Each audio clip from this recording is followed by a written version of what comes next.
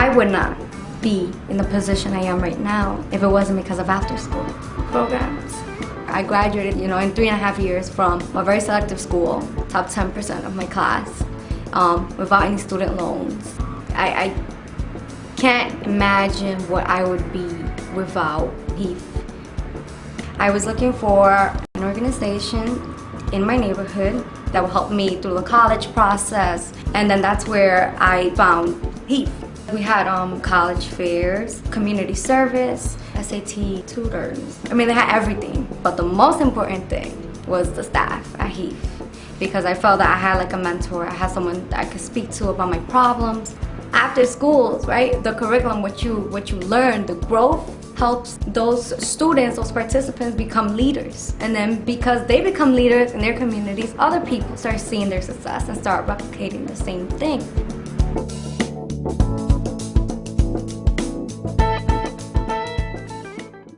Before I came to Global Kids, I didn't feel comfortable speaking up in front of people, And now I do it on a daily basis. I am currently the VP of New England Operations for Shelbo Traders Corporation.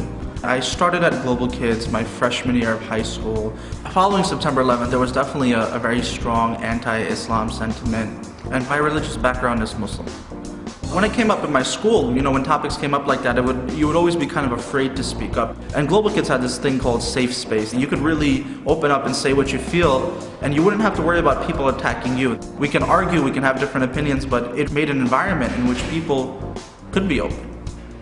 Programs like Global Kids and Global Kids itself are very important for young people because they give them a chance to be themselves.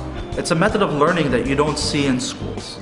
That helps create leaders who are going to really make a difference because they know they have the ability to listen and take in from others and make sound decisions all around.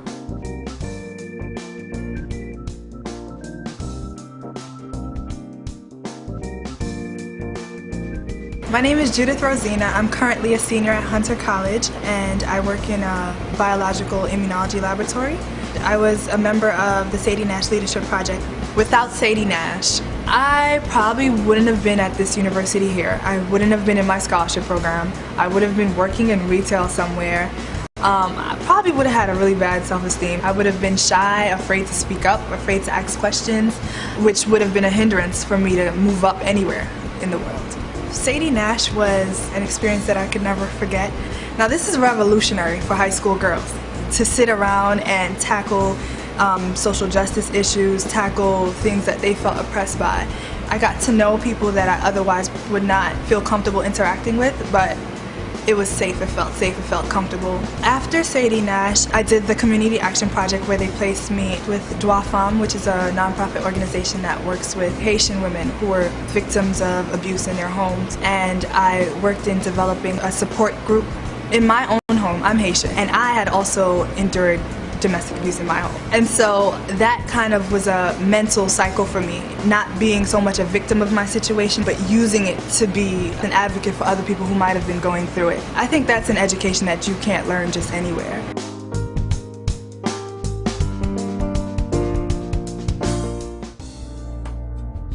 I often joke around now and say that everything I do now in my capacity as assistant commissioner, I actually started back when I was a teenager. A friend of mine was actually murdered. We didn't know how to react. We sat with a couple of adults from the Phipps Community Development Corporation, and they helped us formulate a youth group named Young Hope.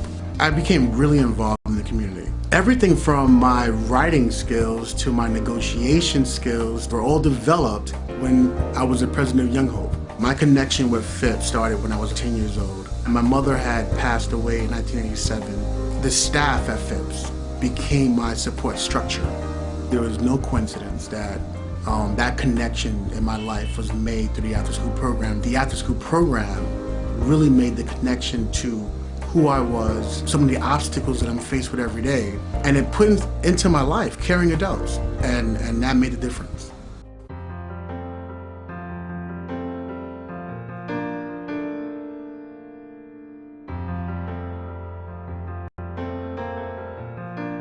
PASE really helps build capacity of organizations who are working with young people in after school so that they really can become the best that they can be. What they do is they provide tools, training, resources, opportunities for networking that really help advance the field of after-school education. And it's critical that after school really be seen as a resource and a necessary component of the education and well-being of a young person.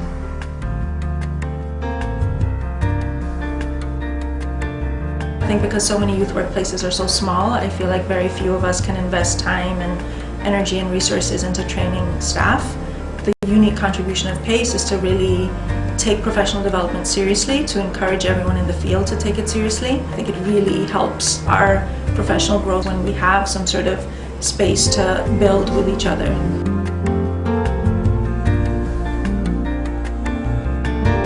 I like that it's an organization made up of the people who actually do the work on a daily basis, and that our voices are respected and heard, and also that our years of experience, I think, are really being leveraged to not only benefit the kids that we serve individually, but to really transform what this field can mean for everybody, not only in New York City, but I think what PACE is doing absolutely has had a national impact.